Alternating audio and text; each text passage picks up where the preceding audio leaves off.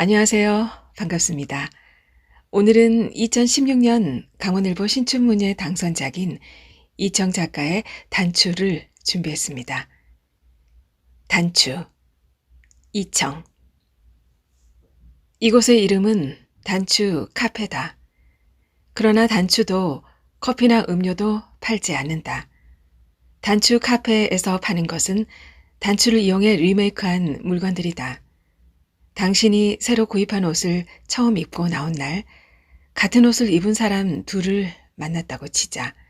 만약 다른 사람이 당신과 같은 옷을 입어서 당신의 기분이 나빠졌다면 당신은 단추의 고객이 될 소질을 갖춘 사람이다.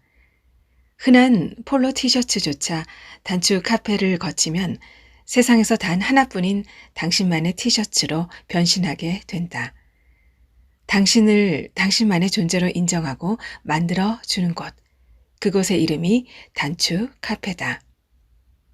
그녀의 이름은 단추, 카페의 주인이다. 단추 카페에 필요한 것은 단추와 바늘, 실 뿐이다. 그녀는 지금 21, 젊은 처녀의 유두가 놓일 지점에 폭신한 딸기 모양 단추를 달고 있다. 하얀 스웨터 위에 빨간색의 두 딸기가 유독 도드라져 보인다. 가닥가닥의 초록 줄기들은 배꼽 주변에서 시작된다. 도톰한 초록색의 줄기를 타고 올라가 결국은 가슴에 붙은 딸기를 만져보고 싶도록, 그 딸기를 따고 싶도록, 그런 충동이 일어나도록 그녀는 세심히 스웨터를 수선하고 있다. 이 옷의 주인 아가씨는 이제 싱싱한 딸기 2개를 가슴에 달고 어서 그 향기 나는 과일을 덥석 베어 물고 싶어 안다라는 남자를 만나게 될 것이다. 2평 남짓한 작은 가게 안에는 20cm 폭의 선반들이 3벽을 두르고 있고 가장 안쪽에 카운터로 쓰는 나무 데스크와 의자가 짝을 맞추어 나란히 들어가 있다. 해부학 실습실에 사람의 눈알이나 간과 같은 것, 아니면 쭈글쭈글한 뇌와 태아 같은 것 등이 담긴 유리병이 나란히 놓여 있듯이 단추 카페의 선반에도 유리병들이 나란히 놓여 있다. 그 유리병들은 그녀가 재활용 쓰레기장에서 모아온 것들이다. 커피가 들어있던 병, 잼이 들어있던 병, 소주가 들어있던 병, 고급 사탕이 들어있던 병, 무엇이 들어있었는지 알 수 없는 병. 각각의 병들은 모두 모양과 색깔이 다르다. 그 유리병 하나하나에는 단추가 만든 마분지 택이 붙어 있다. 택 위에는 주사위 모양으로 몇 개의 점이 찍혀 있다. 그것은 그녀만이 아는 고유한 분류 기호. 단추의 유리병 속에는 여러 가지 질감과 색을 가진 크고 작은 단추들이 들어있다. 그 가운데에는 사람의 손톱이나 발톱을 모아놓은 병, 이를 모아놓은 병, 잘 손질된 뼈조각이 들어있는 병 따위도 섞여 있다. 그녀는 그런 괴괴한 느낌이 나는 단추를 좋아한다. 사람들은 잘 눈치채지 못하지만 그녀의 작업에는 토끼의 뼈나 염소의 뿔과 같은 것, 살아있었으나 지금은 죽은 삶의 흔적만 간직한 재료도 자주 사용된다. 단추 카페에 모이는 사람들은 단추나 털실이 보여주는 아기자기함이나 알록달록함에 반해 긴장을 쉽게 푼다. 그러고는 성급하게 그 포근하고 따뜻한 이미지를 서로 나누고자 한다. 그러나 카페 주인은 정해진 강좌 시간에만 단정한 태도로 그들을 대할 뿐 그들 속으로 섞여들지 않는다. 단추 카페를 찾는 여자들은 결혼 생활에 희와 비를 토하는 것만이 시간의 무료를 이겨낼 유일한 방법인 것처럼 시어머니와 남편의 요구로 시작해 자식 자랑으로 마무리하는 멘트를 거침없이 쏟아놓는다. 카페 주인은 그런 이야기들을 좋아하지 않는다. 그래서 대화에 끼어드는 일도 드물다. 하지만 결혼 생활의 끝장이나 막장들은 저마다의 드라마가 되어 너덜너덜한 누더기의 모습으로 가게 이곳저곳을 누볐다. 카페의 주인, 단추는 그녀들의 이야기에 자신이 같이 누벼지지 않도록 귀를 닫고 음악에 집중해 보려 한다. 하지만 오늘은 그것도 잘 되지 않는다. 음악도 때로는 소음이다. 이럴 때 그녀는 누군가에게 느닷없이 문자 메시지를 보낸다. 핑. 수신이는 알 수 없다. 핑. 누구? 라거나 미친 X와 같은 답이 돌아오면 그는 그녀의 우주 밖에 존재하는 사람이다. 그러나 누군가가 퐁 하고 답장을 보내오면 그는 그녀와 같은 우주 안에 존재하는 사람이다. 그녀는 그렇게 믿었다. 그 답 메시지를 보낸 사람은 자신과 얽혀있는 누군가라고, 그리고 자신과 같은 우주 안에 있는 상대라면 그가 누구든 그 무엇이든 그와 함께 할 수 있다고. 단추. 그녀의 나이는 42. 세탁소를 하던 아버지가 별 생각 없이 지어준 이름 덕분에 운명을 따르게 되었다. 얼굴은 예쁘지 않다. 여드름 자국이 숭숭한 피부다. 따로 정돈하지 않아도 가지런한 눈썹과 넓고 두터운 눈두덩이 복스러운 인상을 주기는 한다. 그렇더라도 그녀는 예쁘지 않다. 그러나 얼굴과 달리 그녀의 몸은 육감적이다. 조그만 움직임에도 그녀의 젖가슴은 연두부 흔들리듯 부들부들 흔들린다. 통통한 다리는 가위날 2개가 차캉차캉 부딪히는 것처럼 균형 있게 움직이고 그 다리를 따라 탱탱한 엉덩이도 올라갔다 내려갔다 한다. 게다가 그녀는 늘 몸매가 잘 드러나는 옷만 입는다. 색깔은 늘 블랙이다. 블랙의 레깅스에 짧은 팬츠 또는 스커트, 위도 또한 늘 타이트한 스타일을 선호한다. 짧은 커트 머리도 그녀의 몸을 돋보이게 하는데 일조한다. 그녀가 자신의 손님들과 이야기를 잘 나누지 않는 데는 이유가 하나 더 있다. 목소리 때문이다. 당신이 그녀의 목소리를 처음 듣는다면 당신은 푹 하고 웃어버릴 가능성이 높다. 그녀의 목소리는 그녀의 얼굴과 몸, 그 어느 것에도 어울리지 않는, 그래서 아주 낯설게 느껴지는 너무 앳된 소리다. 무표정한 얼굴과 그 목소리의 부조화는 타인에게 그녀를 아주 특별하게 그리고 효과적으로 각인시키는 매력이다. 괴이한 그리고 묘한, 남자인지 여자인지는 모르겠으나 분명히 미성숙한 아이의 목소리, 만화 영화에서 주인공의 애완동물 목소리를 전문으로 담당하는 성우의 톤을 상상한다면 조금 가깝다. 어쨌든 그녀는 자주 자신의 목소리를 부끄러워했다. 단추는 그녀가 엄마의 뱃속에 있을 때부터 갖가지 색의 실타래가 벽에 꽂혀있는 풍경 속에서 자랐다. 가족은 세탁소와 수선을 겸하는 곳, 집이라기보다는 가게의 일부라고 불러야 옳을 구조를 지닌 곳, 은하 세탁소에서 살았다. 거기에서 그들은 살기 위해 빨래를 하는 것인지 빨래를 하기 위해 사는 것인지 구별하지 않고 자랐다. 단추의 아버지는 너무 말이 없었고 엄마는 너무 말이 많았다. 단추는 그들 사이를 잇는 유일한 끈이었다. 그녀는 부모의 말 없음과 말 많음 사이를 왕래하며 때로는 느슨하게 때로는 팽팽하게 자신을 조율하며 자랐다. 단추를 달 때는 단단하게 꿰매야 한다. 매듭은 보이지 않게 마무리하고 실기종이 너무 두꺼우면 단추 채울 때 빡빡해서 안 된다. 엄마는 잔소리와 넋두리와 온갖 푸념을 겸해가며 단추에게 바느질을 가르쳤다. 바느질은 여자라면 누구나 다 어느 정도는 할 줄 알아야 한다는 굳은 신념을 가진 사람이었다. 조신하게 말끔하게 그것이 단추, 엄마의 모토이자 좌우명이었다. 단추는 여고생이 되고부터 재봉틀을 다루었다. 간에서 전수받은 솜씨만으로 웬만한 바지 기장이나 허리 수선을 할 수 있게 되자 엄마는 말만 하고 바느질은 단추가 알아서 하는 일이 조금씩 늘어났다. 그러나 단추는 엄마와 같이 조신하고 말끔한 것을 좋아하지 않았다. 그녀는 엄마처럼 하얀색 무명실로 있는 듯 없는 듯 단추를 다는 것은 너무 심심하고 재미없다고 생각했다. 그녀는 와이셔츠에 하얀 단추를 파란색이나 초록색 실을 써 색다르게 다는 것을 더 좋아했다. 난데없이 원색의 실로 단추가 꿰매진 와이셔츠를 받은 동네 아주머니들은 질색을 하며 이게 뭐하는 짓이냐고 단추의 엄마를 몰아세웠다. 세탁소로 되돌려 보내진 그녀만의 셔츠는 그녀를 슬프게 했다. 엄마는 저것한테 맡긴 내 잘못이라며 단추에게 욕을 늘어놓고는 하얀 무명실로 다시 조로록 조신하고 말끔하게 셔츠의 단추들을 달았다. 단추. 그녀는 어쩌면 그저 하얀색으로만 이루어진 단추를 견뎌내기 힘들었는지도 모른다.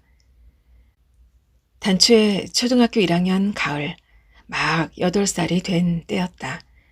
단추와 같은 동네에 한쪽 눈을 실명한 남자애가 살았는데 그 아이는 검은 눈동자 없이 하얀색만 남은 눈 때문에 동네 아이들에게 공포의 대상이었다. 어느 날 그가 그의 커다란 손으로 등교하던 단추의 코와 입을 막고 뒷골목으로 끌고 들어갔다. 끌려가는 동안 단추의 발 뒤꿈치가 바닥에 턱턱턱 하고 가끔 닿았다. 그가 한 구석에 멈춰 서자 그녀는 놀란 눈으로 그의 허연 눈을 바라보았다. 그는 조용히 단추의 입에 자신의 입술을 갖다 대었다. 그러고는 휙 돌아서 뛰어가 버렸다. 그녀도 있는 힘을 다해 뛰었다. 자신이 어디로 가는지는 알 수 없었다. 달리기를 멈추고 나니 그제야 무섭고 두려운 생각이 나서 울음이 터졌다.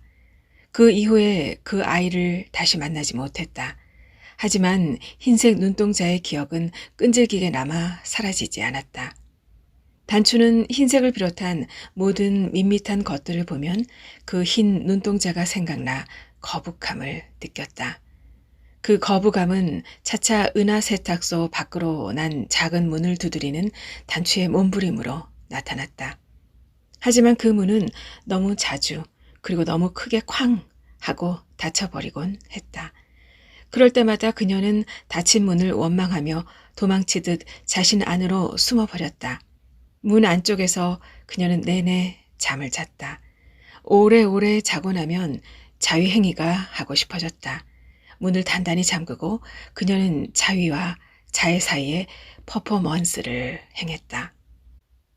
어린 시절 그녀는 친구들에게 손바닥에 두꺼운 피부를 옷감 삼아 바늘로 땀을 떠 보여주기를 좋아했다. 손바닥의 두꺼운 피부에는 바늘을 아무리 찔러 넣어도 아프지 않았다. 피도 나지 않았다. 친구들은 그녀의 놀이에 대해 징그럽다고도 했고 신기하다고도 했다. 바늘과 실로 몸의 일부의 모양을 내는 것, 그것은 그녀를 특별하게 만들었다. 아이들이 어떻게 받아들이든 그녀 자신은 그 행위에 큰 의미 부여를 했다. 바늘에 가는 실을 꿰어 손바닥에 세모나 네모, 별 모양의 무늬를 만들어내면 그녀는 자신이 왠지 멋있어지는 것 같았다. 때때로 그녀는 허벅지나 배에도 살금살금 바늘땀을 떠보았다. 자신의 몸을 천삼아 단추를 붙이고 술을 놓는 것이 재미있기만 했다. 그것도 시시하면 손가락 마디 끝에 바늘을 고정시켜 붙이고 자신의 몸을 긁었다. 짜릿한 쾌감, 상처는 새로운 무늬를 만들어냈다. 남들처럼 대학에 가지도 못하고 취직도 하지 못한 채 좁고 낡은 방에 방치되었을 때 그녀는 스스로를 학대하지 않고 살 수 있는 삶이란 게 대체 어떤 것인지 알 수 없었다. 부모는 그녀가 진학을 하는 것보다 취업해 집안 살림에 도움이 되길 바랐고 그녀는 취업보다는 우선 대학생이 되고 싶었다. 그래서 은하 세탁소 밖으로 나가고 싶었다. 하지만 해가 뜨고 지는 것처럼 매일이 반복되는 은하 세탁소 안에서 자신의 요구가 받아들여지지 않을 것은 너무 자명했다. 우울한 생각을 하는 것조차 귀찮아지면 그녀는 크고 검은 비닐봉지를 머리에 썼다. 그리고는 꼭꼭 오므려 공기가 통하지 않게 만들었다. 그러면 오로지 자신의 숨소리만이 세상을 채웠다. 숨을 쉴 때마다 코와 입 근처의 비닐이 조금 펄럭거렸다. 그 소리마저도 듣기 싫어 숨을 참는다. 하나, 둘, 셋, 넷. 39가지밖에 세지 못했는데 숨이 막힌다. 어쩔 수 없이 팍 하고 숨을 내뱉는다. 땀이 난다. 그것은 아직 살아있다는 뜻이고 다시 이 고통이 반복되어야 한다는 뜻이기도 했다. 20살의 백수로 살던 여름 어느 날 낙서를 하고 있었다. 글자는 없고 그림뿐이었는데 수십 겹의 지그재그이거나 달팽이 집처럼 돌고 도는 원이거나 한없이 이어지는 세모 안에 세모 안에 세모와 같은 것들이었다. 현기증 나는 반복이 지겨워 무심코 손에 잡힌 테니스 공을 벽을 향해 던졌다. 던져졌다가 다시 튕겨 돌아왔다가 벽과 방바닥을 가로지르며 탕탕탕탕탕 공 튀는 소리가 울렸다. 마음 같아서는 테니스 공이 아니라 단추 자신의 머리를 뽑아내어 벽을 향해 집어던져 터뜨리고 싶었다. 영원히 되돌릴 수 없게. 머릿속에는 골이 터져 흥건한 액체와 흐물흐물한 단백질 덩어리들이 흘러넘치고 거기에 구더기가 들끓었으면 좋겠다고. 무슨 일이든지 화끈하게 한번 벌어졌으면 좋겠다고 생각했지만 고요했다. 똑딱똑딱 초침 소리를 제외하고는. 그녀의 아내는 남들은 모르는 시계가 살고 있었다. 아침 5시와 저녁 7시의 시계. 그 시계는 그녀의 아버지가 아침마다 동네를 돌며 세탁물을 수거하기 위해 그리고 세탁되거나 수선된 옷들을 가져다 주기 위해 맞춰놓은 시계와 일치했다. 그 시간이 되면 그녀 안의 시계가 똑딱똑딱 소리를 내며 살아난다. 그리고는 그녀에게 어서 나가라고, 나가서 새롭게 태어나야 할 것들을 찾고 자신 안의 낡은 것들을 어딘가로 내보내라고 부추긴다. 그녀는 그 시계를 거부할 수 없다. 빨간 구두를 신으면 춤을 멈출 수 없는 것처럼 시계의 똑딱거림이 멈출 때까지는 설령 제자리를 맴돌더라도 나가 움직여야 하는 것이다. 남자를 알기 전 단추는 지루한 일상을 견디지 못해 어쩔 줄 몰랐다. 당초에 엄마에게 욕을 먹는 것 말고는 할 일이 아무것도 없었다. 그녀가 사람을 만나는데 두려움을 버린 것은 자신만의 방법으로 그 사람이 자신과 연결된 사람인지 아닌지 테스트할 수 있다는 믿음이 생기고 나서부터였다. 같은 우주에 사는 사람이라는 확신이 들면 그녀는 누구하고나 함께 지냈다. 그게 젊은 사람이든 늙은 사람이든 잘생겼든 못생겼든 가리지 않았다. 그곳이 시골이든 도시든 낮이든 밤이든 아무런 조건도 필요하지 않았다. 그들과 함께할 때 그녀 단추는 상대가 어떤 소리를 낼 수 있는 사람인지 즉각 알아차리고 곧 연주에 돌입하는 탁월한 연주자가 되었다. 그녀는 그런 마술 같은 관계가 신비하고 즐거웠다. 그녀는 지금까지 11번 임신 중절 수술을 했다. 탯줄로 연결되는 관계, 자신의 몸 안에 줄을 만들어 기생하는 생물을 그녀는 용납하지도 견디지도 못했다. 그녀는 임신 사실을 알게 될 때마다 매번 가위로 탯줄을 싹둑 자르고 매듭을 짓는 꿈을 꾸었다. 그러고는 그 꿈이 깨기 전에 서둘러 중절 수술을 하기 위해 병원으로 달려갔다. 단추는 매듭 지어지지 않은 실이 뱃속에 담겨 있다는 것이 너무 무서웠다. 그럼에도 그녀는 여전히 자신과 같은 우주 속에 있는 사람들을 찾고 또 만났다. 한치의 망설임도 없이. 그녀는 우연의 길을 따라갔다.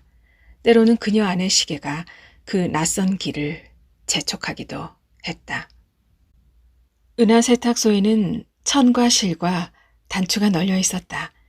단추는 홈패션 리폼 전문가라는 타이틀을 걸고 인터넷을 이용해 작은 소품을 만들 수 있는 DIY 키트 패키지 판매를 시작했다. 그녀의 DIY 키트는 단순하고 귀여워 바로바로 품절이 되는 인기 품목이 되었다. 리폼 이벤트에 몇 차례 당선되어 이름이 알려지자 문화센터 강습 의뢰도 들어왔다. 처음에 그녀는 여러 사람 앞에서 목소리를 낸다는 것이 부담스러웠는데 의외로 사람들 앞에 서기만 하면 달변으로 변신하곤 했다. 인터넷 판매와 문화센터 강습으로 꽤 많은 돈이 모였다. 그녀는 작은 도시의 작은 아파트 상가에 보증금 없이 작은 새빵 가게를 얻었다. 단추 카페라고 간판을 만들어 붙였다. 그녀는 단순한 식탁보 하나도 새로운 것으로 보이도록 만들었다. 때로는 거친 억새를 엮고 동남아풍으로, 때로는 도일리를 이용해 공주풍으로, 그도 아니면 이런저런 패치를 붙여 서양식 조각보 형식으로. 그녀는 부서지고 낡은 것에 그 나름대로의 질서를 부여하는 재능이 있었다. 한가한 시간에 모이는 주부들은 그녀의 바느질이 독특해서 좋다며 질이 멸렬한 자신의 집도 그와 같은 참신한 물건들로 채워 변화를 주고 싶다고, 어떻게 하면 되느냐고 물었다. 자신에게 비법을 묻는 사람들에게 그녀는 자신이 가장 원하지 않는 색을 선택해 그것을 자신이 가장 좋아하는 옷에 어떤 식으로든 매치해 보라고 권해본다. 하지만 기대는 없다. 한가함을 즐기는 주부들은 대체로 모험을 좋아하지 않기에.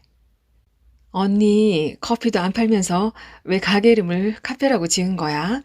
커피도 팔면 좋을 것 같아. 좀 싸게 팔면 여기 수업 듣는 사람들 많이들 마실 텐데. 가게 이름도 카페잖아. 같이 팔아봐. 아니요, 됐어요. 여긴 그냥 바느질하는 곳일 뿐이에요. 저는 커피도 다른 음식도 잘 만들 줄 몰라요. 원하시면 정수기가 안쪽에 있으니 간단히 믹스커피 타서 드세요. 누가 정수기 있는 거 몰라서 물어? 커피도 안 팔면서 가게 이름을 왜 카페라고 지었는지가 궁금한 거지. 그냥 편히 쉬었다 가득 배우고 가시라는 뜻이에요. 별거 없어요.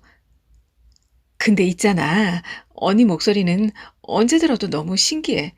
꼭 우리 애하고 말하는 것 같다니까. 호호. 첫 번째 시간이죠.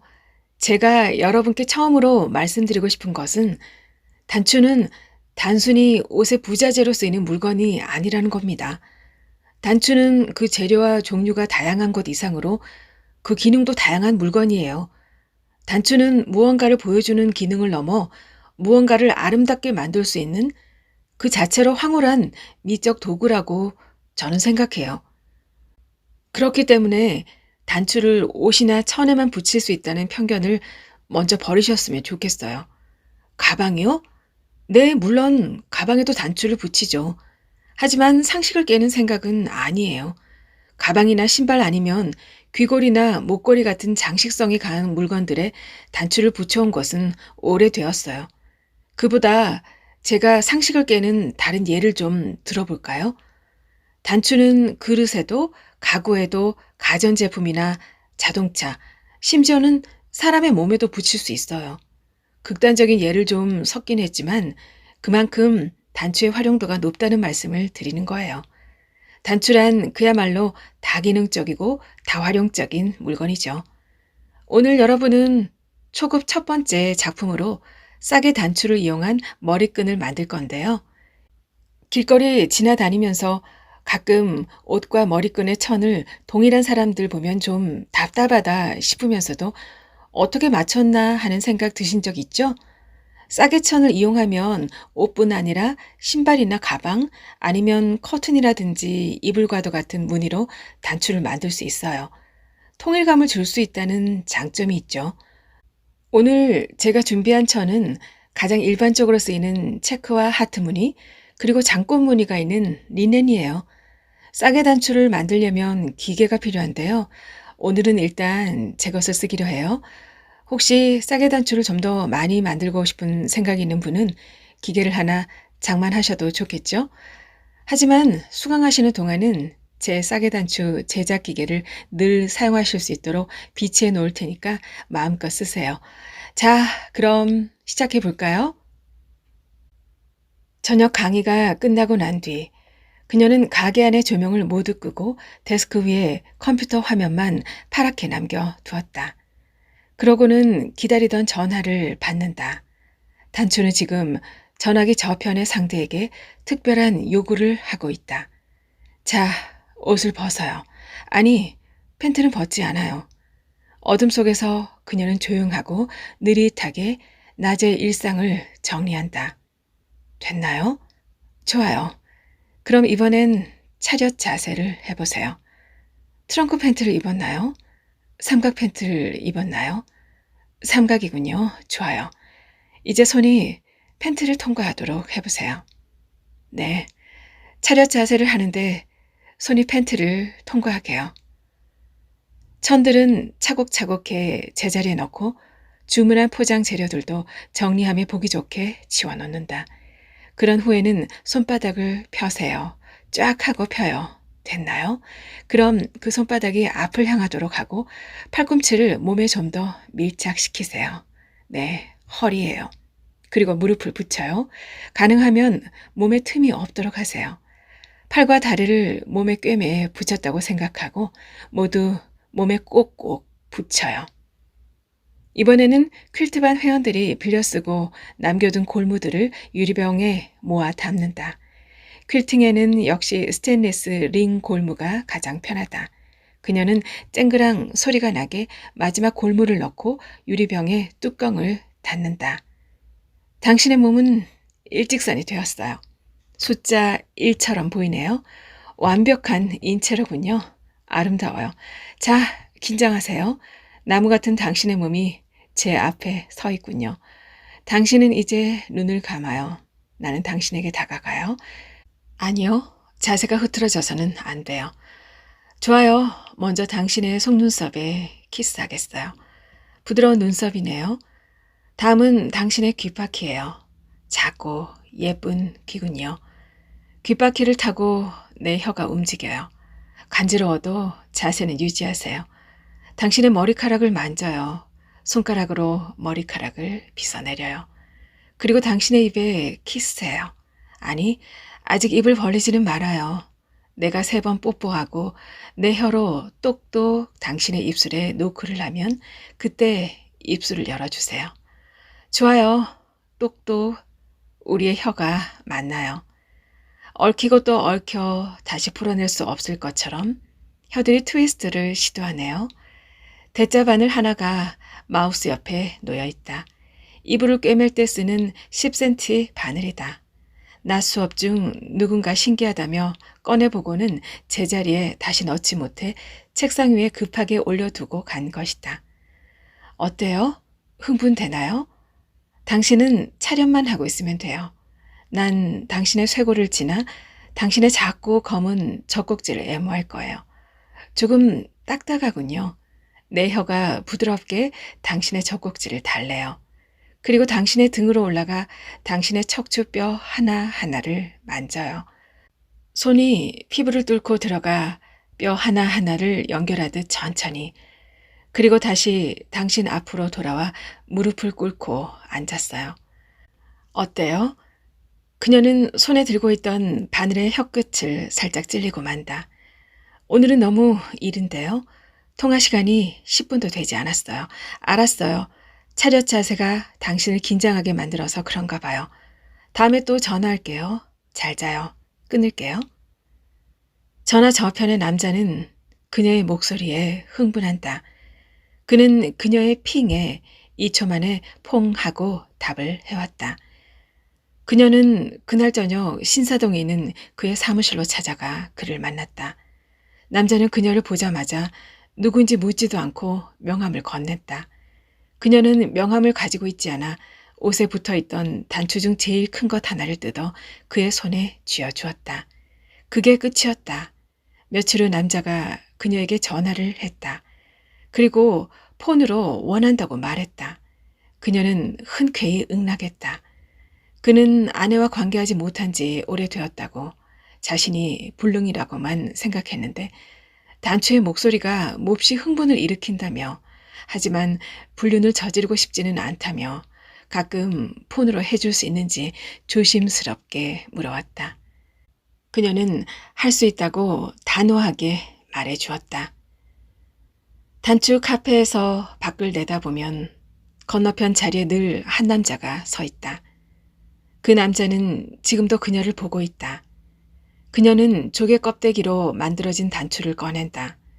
단추를 눈에 대고 작은 구멍으로 그를 본다. 남자는 여전히 그녀를 주시하고 있다. 그녀는 남자를 향해 조개의 빛을 반사시킨다. 그 빛으로 남자를 태워 죽일 것 같이 그 남자는 그 상가에서 유일하게 벌이가 괜찮은 마트의 주인이다. 남자와 그의 아내는 늘 의욕이 없는 몸짓으로 면장갑을 끼고 물건들 위에 앉은 먼지를 털어낸다. 매번 사는 게 너무 재미없다는 표정으로 거스름돈을 내주면서 사는 사람들. 단추 카페의 주인은 단추 구멍으로 보기를 좋아한다. 모든 단추에는 구멍이 있다. 단추의 재료가 무엇이든 무슨 색깔이든 하나이든 두 개이든 아니면 네 개이든 그 어떤 단추도 구멍 없이 고정될 수는 없기 때문이다. 구멍이 없으면 그것은 단추가 아니다.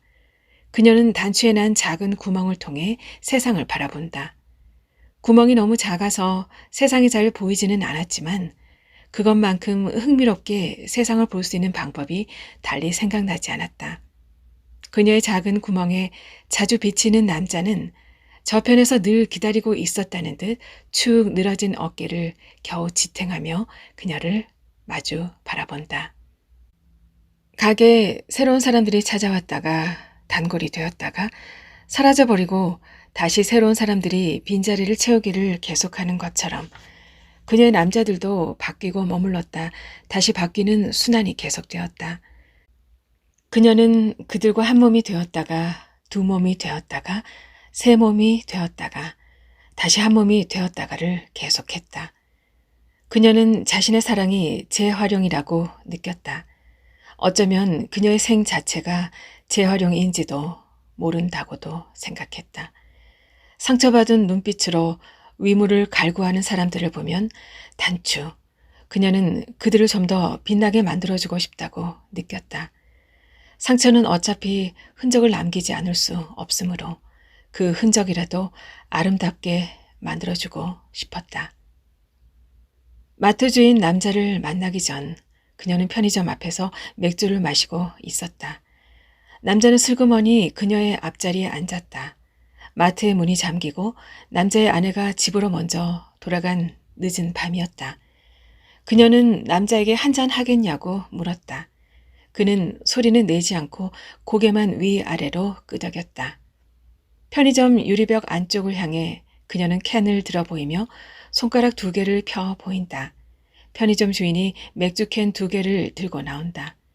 편의점 앞에 파라솔 밑에서 남자는 그녀의 가슴골에서 시선을 떼지 못한다. 그녀는 맥주캔을 남자에게 건네며 일부러 상체를 앞으로 숙여 그녀의 가슴이 그의 눈에 더 잘 보이도록 한다. 남자는 맥주를 받을 생각도 못하고 속옷을 입지 않아 둥그렇게 처진 그녀의 붉은 젖꼭지를 똑바로 바라보았다. 그녀는 그의 시선과 편의점 주인의 시선이 동시에 머무는 자신의 몸을 일으켰다. 지갑에서 돈을 꺼내 편의점 주인에게 주자 그가 아쉬운 표정으로 가게 안으로 들어간다. 남자와 그녀는 맥주를 다 마실 때까지 아무런 말도 하지 않았다. 깡통이 비워지자 그녀는 인사도 없이 일어나 걷기 시작했다. 남자가 거리를 두고 그녀를 줄레줄레 따라왔다. 그녀가 집까지 따라온 남자를 무시하고 현관문을 닫으려 하자 남자의 앙상한 팔이 삽시간에 애절하게 문틈으로 들어온다. 그녀는 남자의 여인 팔을 문 안으로 힘껏 끌어당겼다. 그녀의 이름은 단추, 카페의 주인이다. 단추 카페에 필요한 것은 단추와 바늘, 실뿐이다. 그녀는 지금 니트 드레스를 수선 중이다. 고가의 명품 브랜드 제품이다. 아마도 이 옷의 주인은 자신만의 퀄리티를 보편적인 기성품에서 찾기 싫어하는 부류일 것이다. 어떤 옷이든 돈에 크게 구애받지 않고 구매할 수 있는 경제력을 지닌 사람. 그렇다고 브랜드 가치만을 믿고 살기는 싫은 자존심이 센 사람일 것이다. 이 드레스에 어울릴 만한 단추를 골라본다. 블랙의 의상에 골드 단추가 일정한 간격으로 달려있는 이 옷을 어떻게 하면 주인에게 어울릴 새로운 느낌으로 되살릴 수 있을까? 주인의 욕망을 충족시키려면 강렬한 붉은색을 쓰는 것도 좋을 것이다.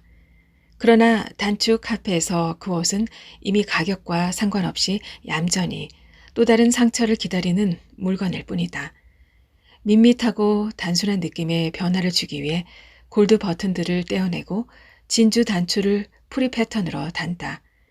이 옷의 주인은 진주가 주는 화려함과 슬픈 의미를 덧쓰고 비밀스러운 이야기를 숨긴 여자가 되어 자신의 아름다움을 과시할 것이다. 수선을 마무리하기 전 그녀는 드레스의 옆 지퍼를 뜯어내고 2.5cm 간격으로 여밈 단추를 단다. 그 단추로 인해 옷의 주인은 언제든 더 쉽게 자신을 열 수 있을 것이다. 그러고는 곧 단단한 껍질 속에 숨어 존재를 위장하는 진주보다 더 열리기 위해 존재하는 숨은 단추들을 더 사랑하게 될 것이다. 후두둑 빗소리를 내며 열리는 나란한 단추들을. 어린 것들은 작고 약하다는 이유만으로 아름답다. 초록의 여린 잎이 줄기에서 돋아날 때마다 단추 카페 주인의 몸에도 소름이 돋았다. 그것은 더 이상 어떻게도 손댈 수 없는 가치를 지닌 것이다.